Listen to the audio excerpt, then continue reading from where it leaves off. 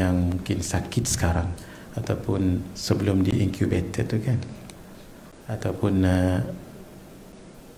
memang dia rasa macam agak tak sihat, banyak-banyak baca surah Al-Ikhlas. Banyak-banyak baca surah Al-Ikhlas. Di dalam kitab Tuhfatul Murid, syarah kepada kitab Jauharatut Tauhid yang dikarang oleh Al-Imam Al-Bajuri. Al-Imam Al-Bajuri mengarang kitab Tuhfatul Murid, syarah kepada satu kitab yang namanya Jauharatut Tauhid. Kitab Jauharatut Tauhid itu dikarang oleh Syekh Ibrahim Al-Laqani. Jadi beliau syarahkan nama kitab itu Tuhfatul Murid. Beliau sebut, Imam Al-Bajuri sebut 4 amalan kalau dilakukan. 1, memudahkan urusan soal jawab dalam kubur.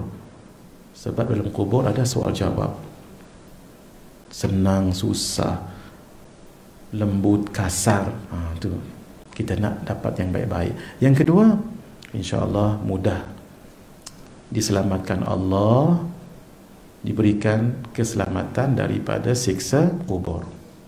4 amalan ini. Apa dia? Khasiat dia tadi memudahkan urusan soal jawab dan diselamatkan daripada siksa kubur ataupun fitnah kubur. 1, membaca surah Al-Mulk setiap malam. Yang kedua, membaca surah As-Sajadah setiap malam. Ketiga, ketika sakit dan sakit itu bawa pada kematiannya, lalu dia dapat menghabiskan Qul huwallahu ahad banyak. Dalam kitab kata 3, ada yang kata lebih daripada itu, baik lebih daripada itu, ya baca banyak-banyak. Dan yang terakhir, ini special, dia lakukan solat 2 rakaat antara maghrib dan isyak pada malam Jumaat. Malam Jumaat maksudnya hari Khamis malam Jumaat, jangan hari Jumaat malam Sabtu, tu dah lain dah tu. Hari Khamis malam Jumaat, between maghrib dengan isyak. Ambillah masa solat 2 rakaat. Lafaz niatnya usalli sunnatal, semula usalli sunnatan. Jangan sebut sunnatal, sunnatan bagi tanwin. Usalli sunnatan raka'ataini lillahi ta'ala. Kalau tak hafal, niat sahaja aku sembahyang sunat 2 rakaat kerana Allah Ta'ala. Di kedua-dua rakaat membaca surah Az-Zalzalah 15 kali.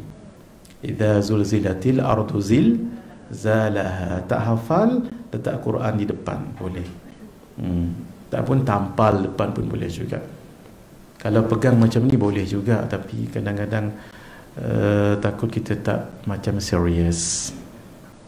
Pegang ni boleh, ambil handphone, pegang ni boleh, tapi takut nanti tengah baca ni. Satu hal lagi, baik letak kat situ, nampak keseriusannya tu.